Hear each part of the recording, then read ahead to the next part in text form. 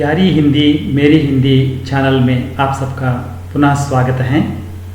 आज हम बरसते बादल पाठ के संबंधी कविता का 5वीं से लेकर 8वीं पंक्ति तक दूसरी 4 पंक्तियों का अर्थग्राह्यता प्रतिक्रिया का अभ्यास कर लेंगे। पहले आप सभी मेरी प्यारी हिंदी मेरी हिंदी चैनल को सब्सक्राइब कर लीजिए और बेल आइकन पर दबाना मत भूलिएगा ताकि अगली वीडियो का समाचार नोटिफिकेशन आपको पहुंच सके।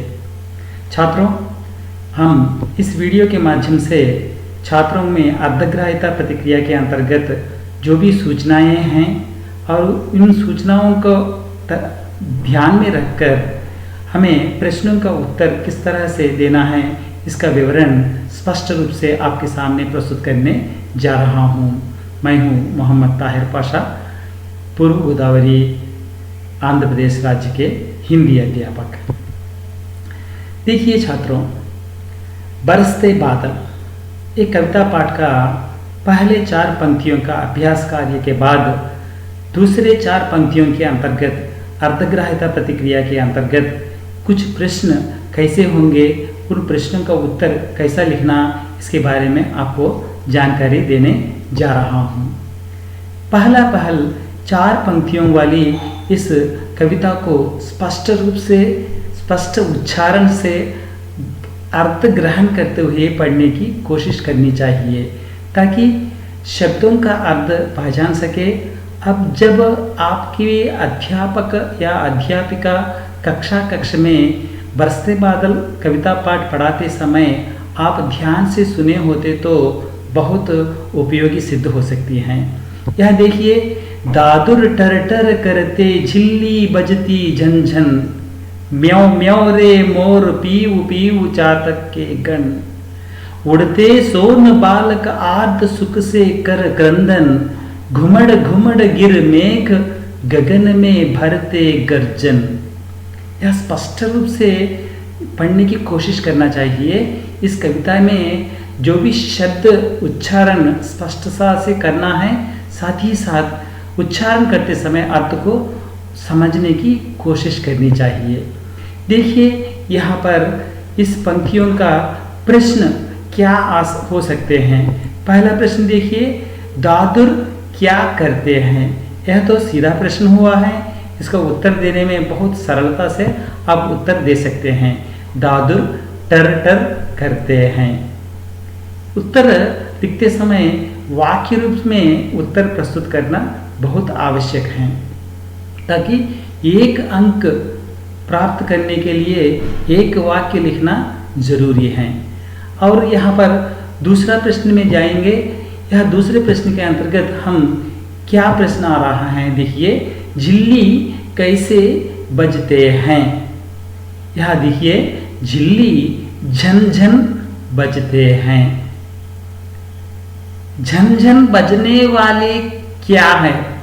झन झन बजने वाले झिल्ली हैं। ऐसा प्रश्न सीधा प्रश्न होगा या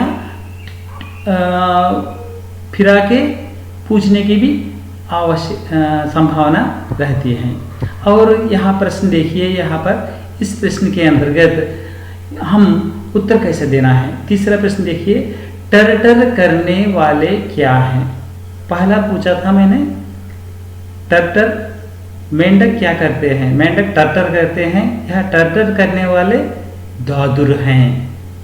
दादुर यानी यहाँ पर मेंढक भी लिख सकते हैं, दादुर भी लिख सकते हैं। और यहाँ पर चौथा प्रश्न देखिए, यह प्रश्न के अंतर्गत चौथा प्रश्न क्या आ सकता है।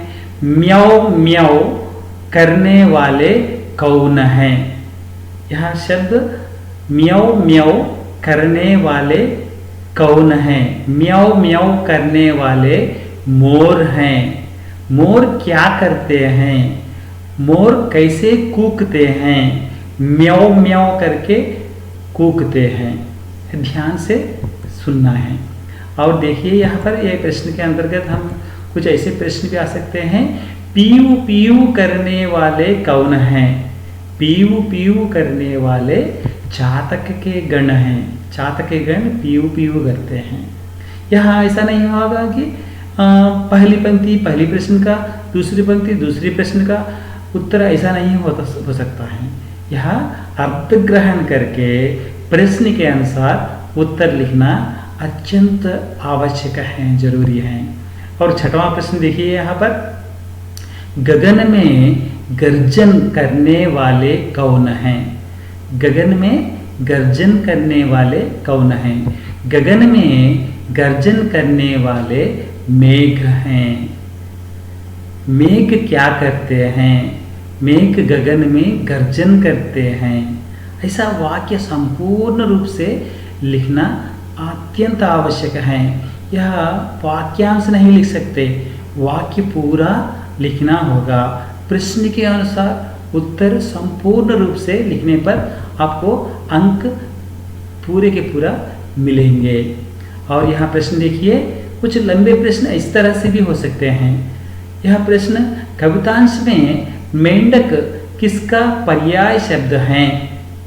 ध्यान दीजिए, यहाँ पर मेंढक पूछा गया है। कविता में दादुर टर टर करते हैं, ये ध्यान देना है। दादुर मेंढक का पर्यायवाची शब्द है।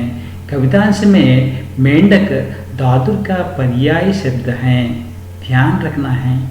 इसलिए कविता के अंतर्गत आने वाले सभी अर्ध पर्याय शब्द को जब कविता पढ़ाते समय अध्यापक जी से सूचना के अनुसार आप अपनी उत्तर पुस्तक में लिखनी चाहिए।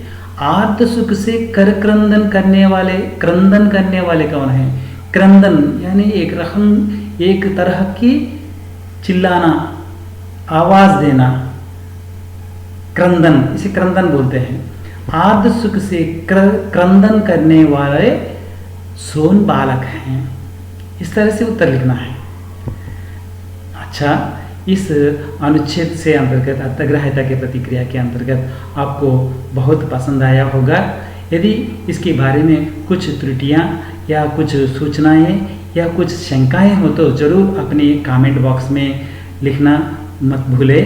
और प्यारी हिंदी मेरी हिंदी चैनल को सब्सक्राइब करें ताकि तीसरी अर्धग्राह्यता प्रतिक्रिया बरसते बादल से दूसरी वीडियो में आपके आगे प्रस्तुत होगा। Thank you for watching. और ध्यान दीजिए, मास्क धरिंचंడి, इंట్లో సురక్షితంగా ఉండండి।